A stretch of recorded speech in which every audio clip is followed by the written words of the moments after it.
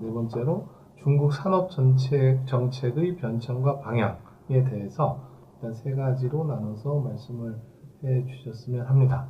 그래서 일단 첫 번째로 일단 그 13차 5년도 산업 정책 방향에 대해서 말씀을 해 주실 텐데요.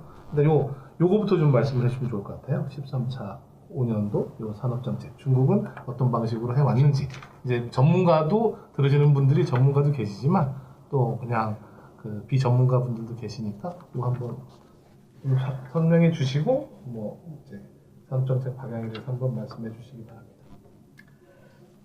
13차 5개년 계획이 왜 우리가 중국에서 중요하냐 우리에게. 다시 말해서 중국은 아무래도 아직도 사회주의 시장경제 국가다 보니까 정부의 입김이 강하고 정부의 경제발전에서 정부의 정책이 매우 중요한 국가입니다. 따라서 우리가 중국에 와서 성공하고 또 중국에 와서 돈을 많이 벌기 위해서는 중국 정부가 가고 싶어하는 방향이 어딘가, 또는 만약 우리가 중국과 경쟁한다면 중국이 가고 싶은 방향이 어딘가를 먼저 정확하게 이해하는 건 굉장히 중요하다고 봅니다. 13차 5개년 계획이라는 것은 이제 금년이 2016년부터 2020년까지 하는 건데요. 그러기 전에 우리가 먼저 짚고 넘어가야 될 부분이 중국 경제의 약점은 뭐냐. 그게 바로 이제 중국 13호 계획의 출발점이겠죠. 중국 정부가 약점이라고 생각하는 게 첫째, 세계 분업 구조 속에서 중국은 하위 부가지 사슬 구조를 담당하고 있다. 그게 이제 중국이 마음 아파하는 부분입니다. 다시 말해서 아이폰을 이제 중국에서 생산하고 있지 않습니까? 그 생산하는 업체가 이제 대표적인 게 홍하이 산하의 팍스콘이라는 중국 업체죠. 애플을 500불에 만들어내는데 250불은 아이폰에 500불에 아이폰이 팔리는데 250불은 애플사가 연구개발비로 가져갑니다. 나머지 250불이 이제 제조 비용인데요.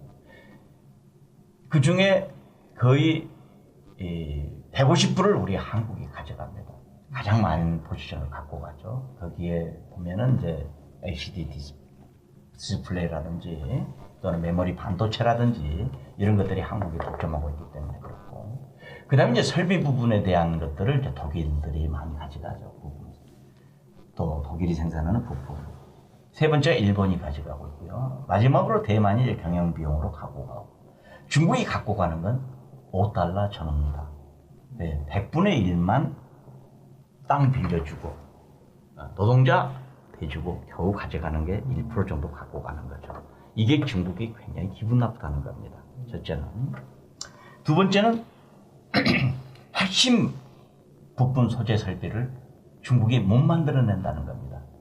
최근 중국이 조금 이따 말씀드리겠습니다만 독일 인더스트리 4.0의 영향을 받아서 스마트 제조를 굉장히 시진핑 주석이 강조하고 있습니다. 그러나 공업용 로봇에 겨우 10%만 중국이 만들어낼 뿐 90%는 역시 대부분 회에 의존하고 있죠. 세 번째는 중국이 조립에만 강할 뿐 부품 소재에 대해서 핵심 기술은 낮다는 겁니다. 마지막 네 번째, R&D가 취약하다는 겁니다. 여러분도 아시다시피 중국이라는 나라는 매우 경쟁이 치열한 국가입니다. 뭐 우리나라만 해도 스마트폰은 몇 개 공장 안 되는 거죠. 미국도 마찬가지. 그러나 중국에는 수십 개가 지금도 경쟁하고 있습니다.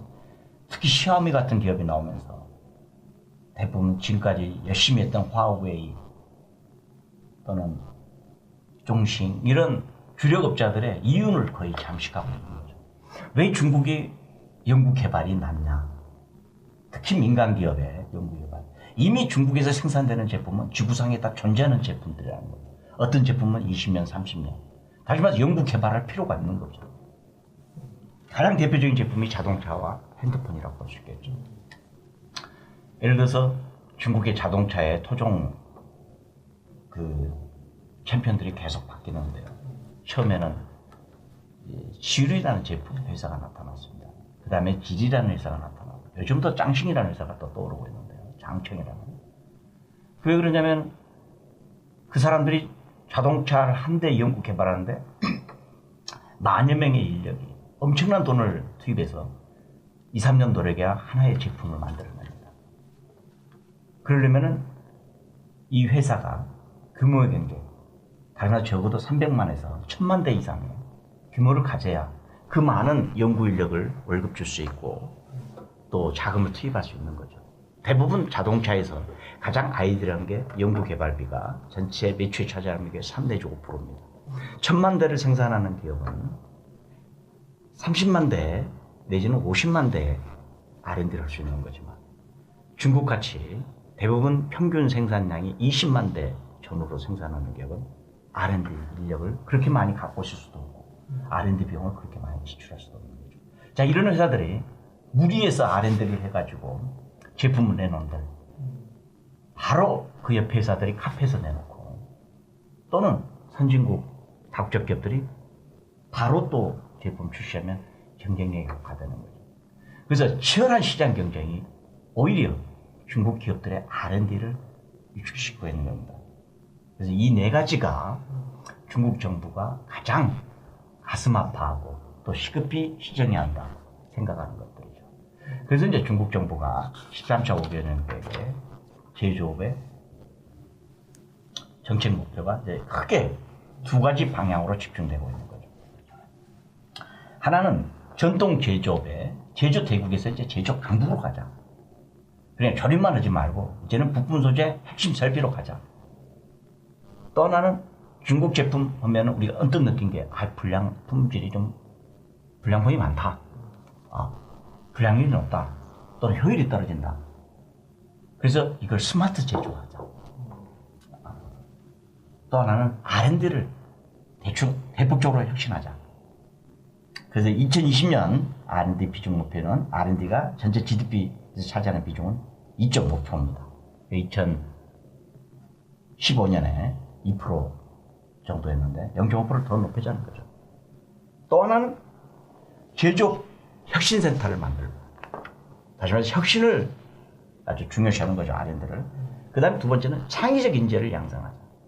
중국이 가장 아쉬운 부분이 교육에서 어떤 혁신적인 창의적인 인재가 나오기가 어려운 그런 구조죠. 아직도 중국이 암기 교육 위주의 교육이다 보니까. 또 하나는 이제 그런 R&D 쪽에서는 그동안 정부가 주도했지만 이제는 기업이 혁신의 주체가 되도록 만들어내자. 이런 쪽으로. 그리고 또 하나 방향. 지난해 중국이 2.2억 명이 세계에 중국이 나갔습니다. 그래서 전 세계 명품을 46%를 소비를 했는데 다시 말해서 중국이 세계에서 지금 아까 말한 대로 세계에서 가장 큰 세계 제조 대국이지만 아직도 못 만드는 제품이 너무너무 많다는 겁니다. 중국에 돈 있는 사람들이 해외로 나가는 이유는 중국에서 물건을 살 수 없기 때문에 나가는 거죠. 우리도 요커들이 한국에 와서 화장품을 싹쓸이하고 식품을 싹쓸이하고 이게 이제 중국 정부가 가슴 아파하는 일 중에 하나죠. 그래서 바로 이런 부분들 지금까지 못 만들어내는 부분을 만들어내는 거자. 이게 바로 이제 중국의 13차 5개년의 큰 계획 방향이죠. 그래서 이제 중국 정부는 그거를 이제 중국제조 2025라는 큰 타이틀을 걸고 그 중국제조 2025라는 건 아까 말씀대로 중국의 독일의 공업의 4.0을 벤치마킹해서 만들어낸 거고요. 그래서 이제 1단계는 2015년에서 2025년까지인데 지금 현재 이제 독일이나 일본이 제조업보다는 제조업에 있어서는 중국보다 훨씬 강하다는 걸 중국이 인정하는 거죠.